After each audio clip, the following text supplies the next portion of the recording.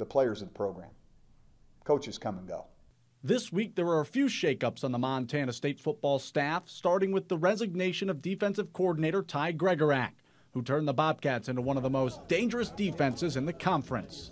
I really don't know specifically what's the next step for him, but another guy that really helped us to get this program in a position where it is today and help drive it forward.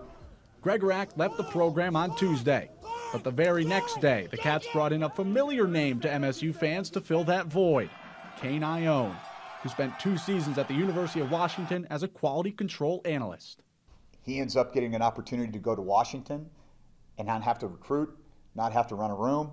All he did was ball 24 hours a day, 365 days a year for 2 years at a place where they run the exact system that I want to run, and they're the best in the country at that particular system.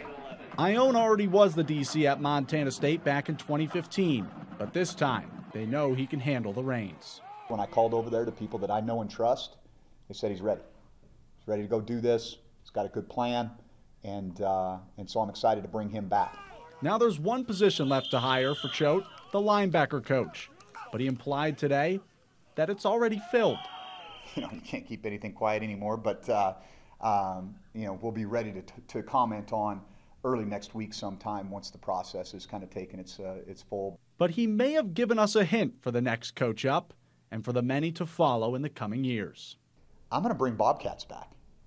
I think that is a really underrated thing in this recruiting. When Denarius McGee gets up and talks about his experience at Montana State, that's different. Okay, when Kane talks about his experience at Montana State, that's different. And so I think that means something, and that's important. And you'll see that pattern continue as we hire some more guys here.